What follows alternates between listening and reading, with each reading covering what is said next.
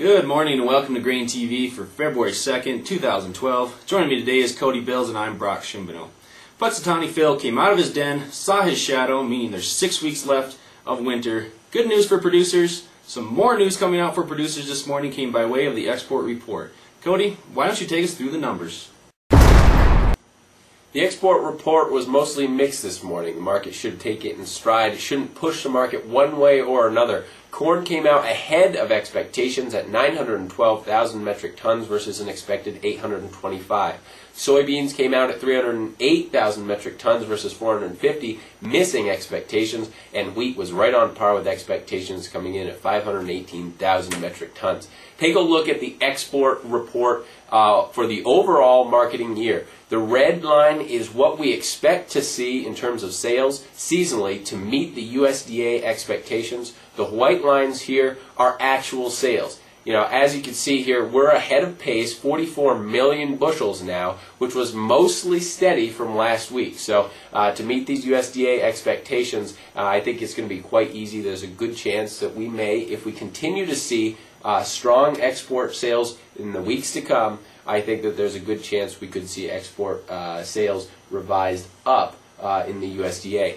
Beans is a completely different story. We're actually behind 62 million bushels, and we slid 7 million bushels from our pace last week. So in order to meet the USDA expectations, we're going to have to pick up sales significantly in the weeks to come. And as you can see, sales really drop off in the later parts of the year. So, you know, I'm a little bit concerned. I think the USDA is going to have to lower their export estimates for soybeans. Take a look at the sales progress. Like I said, corn was well ahead on week 8 of the marketing year, was trending lower, but kind of found some support here. We're kind of catching our stride in the exports at 44 million bushels ahead of USDA expectations. Soybeans has just been dropping off a cliff here. We're continuing to trend down. Soybean sales continue to miss expectations. I'm concerned for soybeans. I think that's the commodity that the USDA is most likely going to have to revise lower.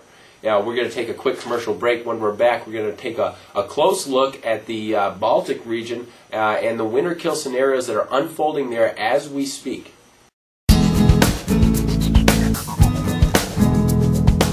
Oh, it's definitely earned me more money. Just like Decatur, they were paying 70 cents more for summer corn there in August. We were hauling corn 100 mile for 40 cents, and we're making 30 cents, and I wouldn't even known that price was probably on there. I wouldn't have thought of calling Decatur, but when you go to the Grower's Edge page, then it takes all that running around out of it for you.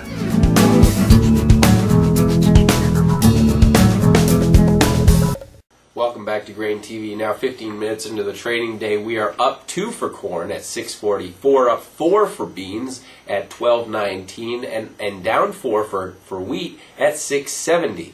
You know, Brock, there's some serious cold weather going through the eastern part of Europe and into the former Soviet Union states. Can you give us an update on that? Is that going to be a big factor in the wheat market going forward? I think it will be a factor in the wheat market going forward. Some of this cold snap is already priced into the market. We have had a nice rally over the last several days. But as you can see by this weather map provided by our friends at Planalytics, there is a significant cold front settled in over the Black Sea region. We see large negative digits for much of the area.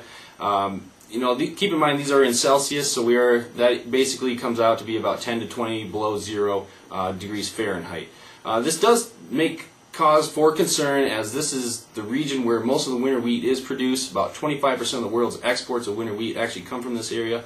And going forward, it doesn't look like we're going to get much relief as we head into the weekend. Still large negative digits out there for much of the Black Sea region heading all the way through the weekend. And even over in Russia, we see large digits, negative digits as well.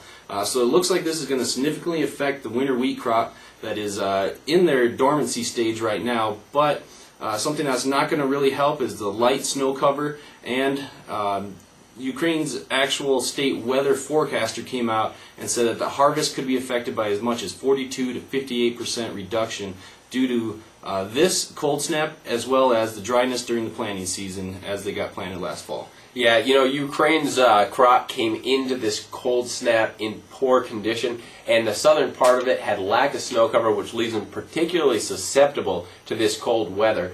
Brock, how is this baked into price? What do you expect going forward? I expect us to move a little bit higher going forward. We do see that we have resistance in about the 685 area. Currently, though, we did break trend resistance a few sessions ago in the 645 area. So we're sitting in a little bit of a range right now between old resistance, which will probably be support now, and overhead resistance at 685. Keep in mind, though, as we move higher, the RSI is indicating that we are moving towards the overbought territory. Currently sitting at 62. Overbought is about 70 right now. So just for folks out there, just so you know, we are looking at the Chicago wheat daily chart. And we have resistance up there. I know that one thing that could possibly catapult us out of that resistance area on the upside is the fact that Viktor Zubkov, Deputy Prime Minister of Russia, announced that they would be having a meeting. And during that meeting, there's a good chance that we get a little bit more clarity on whether or not there's going to be any sort of curbs in exports or any kind of tariffs for that Black Sea region wheat. So keep a close watch on that. We'll be following that very closely. If we get any news, we'll be tweeting it. So follow us on Twitter, follow us on Facebook, or give us a call at 877-472-4607. We'd be happy to answer any questions you have on the grain markets. Have a good one.